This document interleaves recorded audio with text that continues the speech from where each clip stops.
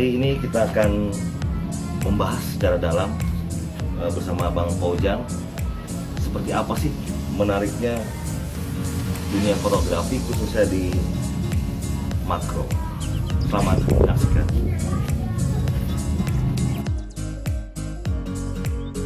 Saya pertama kali mendalami makro sekitar tahun 2011 berbarengan dengan booming fotografi makro di Indonesia.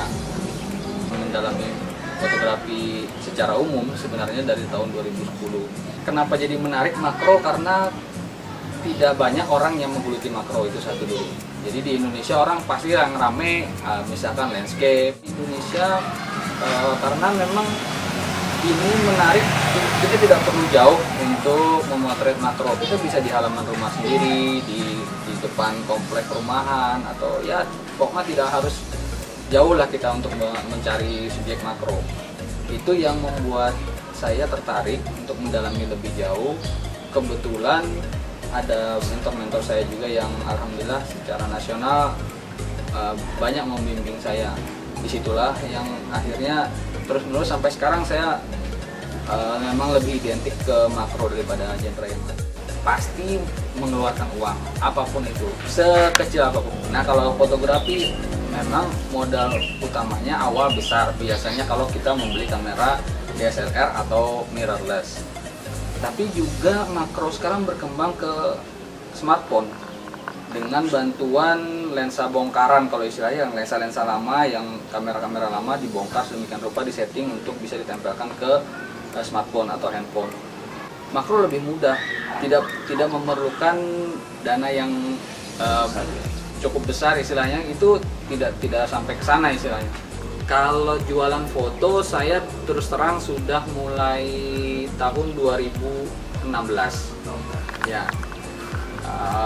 Pertama kali foto dibeli oleh National Geographic itu fotonya human interest justru. Belakangan sering dibeli adalah foto-foto makro. Foto makro ini enaknya kita menjual tidak ada mode rilis, tidak harus minta izin dengan orang yang kita potret. Karena kan cuma binatang-binatang kecil, apalagi secara umum kita bisa mendapatkannya dengan mudah. Saya juga ada kayak foto pasar terapung apa segala macam. Jadi ada dua istilahnya media yang bisa membantu kita untuk menjual foto, bisa dari website, bisa dari agensi. Nah kalau kayak National Geographic atau yang pasar terapung itu dari agensi saya. Jadi saya biasa posting di media sosial, terus ada ikut posting di website internasional kayak oneegg.com.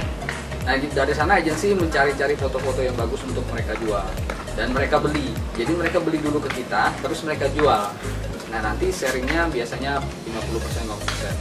Ya belakangan saya jualan foto di website-website kecil pendapatannya, tapi kalau ibarat pakai bahasa Banjar itu kalau semakin banyak kita memasang lukah, kemungkinan dapat ikannya makin banyak juga. Nah makanya saya jualan, istilahnya jualan foto di website kayak sejenis Shutterstock atau Photostok yang lain, itu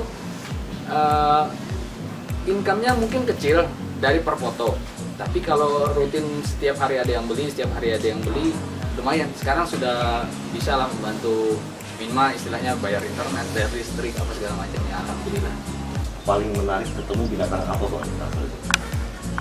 Kalau di Kalsel yang spesifik sebenarnya saya belum ketemu. Artinya karena saya mungkin belum eksplor terlalu jauh ke tempat yang khusus kayak gunung misalnya. Tapi ada beberapa kayak ini yang saya ambil di buku ini, ulat yang tidak banyak ada di tempat-tempat lain. Tapi memang tidak spesifik ada di Kalsel sebenarnya. Itu juga sebenarnya yang jadi tujuan beberapa kawan istilahnya senior-senior. Kita mau nanti bikin satu buku yang istilahnya mengglobal se-Indonesia, mana-mana hewan-hewan yang endemik masing-masing daerah. Itu nanti yang dipublikasikan oleh masing-masing kawan-kawan di berbagai daerah. Nanti kita gabungkan dalam satu volume yang seperti ini, hanya ada di Kalimantan, tidak ada di Jawa. Niat membuat buku adalah tujuannya sebagai pegangan saya untuk memberikan kenang-kenangan buat orang. Istilahnya begini, kalau dulu, zaman dulu raja-raja itu meninggalkan prasasti. Nah, itu akan dikenang orang. Nah, kalau saya, menurut pendapat saya itu, kalau fotografer kalau nggak meninggalkan jejak berupa karya, ya apa gunanya? Kalau cuma diposting di media sosial mungkin bisa dilihat balik ya, tapi terlalu banyak, terlalu acak. Nah, kalau dibukukan kayaknya malah lebih bagus. Karena itu saya sependapat dengan Pak D. Teguh Santosa yang fotografer dari Jogja, senior saya di Makro.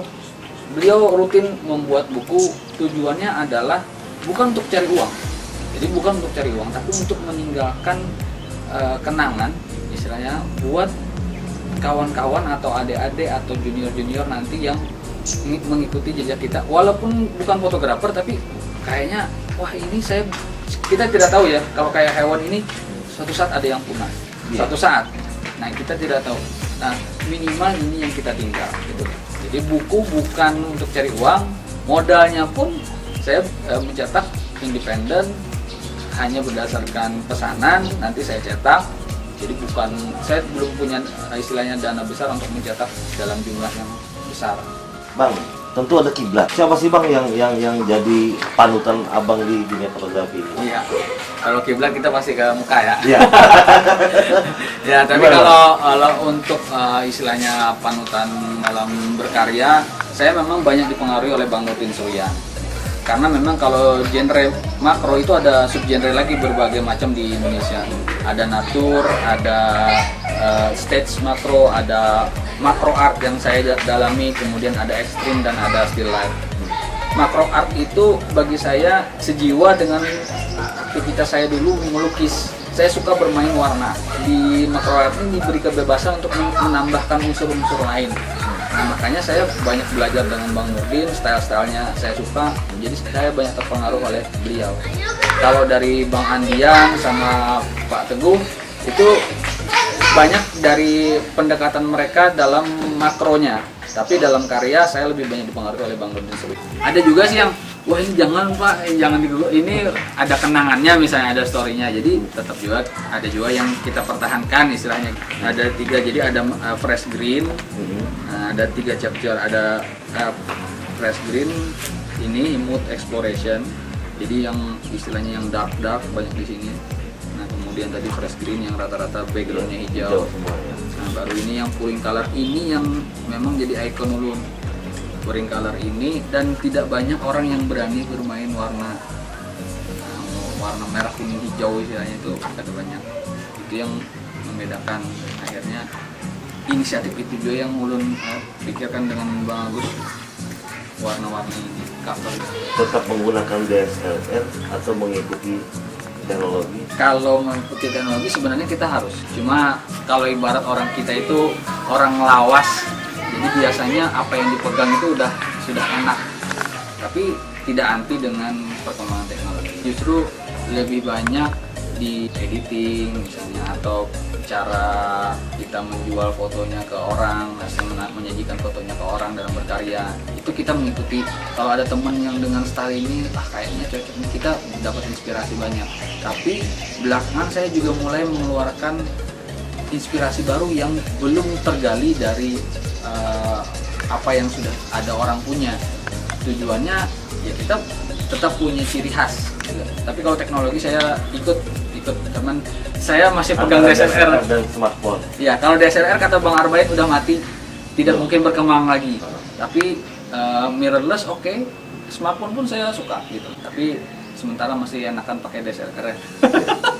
Bang, tipsnya untuk generasi muda atau milenial memoto makro memang menarik. Kalau kita mau lebih dekat dengan alam, pasti banyak hal yang menarik yang bisa kita explore. Itulah yang justru membuat makro ini berbeda dengan genre lain. Kita duduk di semak belukar yang nggak usah terlalu tinggi lah istilahnya. Kita duduk diem. Kalau kita lewat, kita tidak banyak ngelihat. Paling yang besar-besar kupu-kupu atau belalang yang lewat atau capung. Tapi kalau kita duduk 5 menit, 10 menit, nanti yang kecil-kecil itu keluar, kelihatan. Mata kita baru, oh ternyata ada ini, ternyata ada ulat ya, ternyata ada semut. Ternyata kalau siput itu bisa lewat sini, atau ternyata kalau kupu-kupu yang kecil itu kawinnya jam segini. Banyak hal yang kita tidak melihat pada saat kalau kita sambil lewat. Otomatis mata tuh melihat pergerakan dari hewan. Itu yang unik. Nah, saya sarankan sih buat kawan-kawan, cobalah yang milenial istilahnya, cobalah lebih dekat ke alam. Tidak harus makro, tapi kalau makro itu memberi banyak kedekatan kita dengan alam. Karena ciri khas makro itu lebih dekat, dan lebih dekat. Look closer kalau saya berikan ini. Coba lebih dekat. Nggak ada bang, nggak ada binatang. Coba diam dulu berapa menit. Tunggu, pasti ada binatang. Kesabaran bang ya Pak. Itu kunci hampir semua genre sebenarnya, atau semua hal yang ada di sana. Tapi kalau makro, sabar itu modal utama. Modal utama.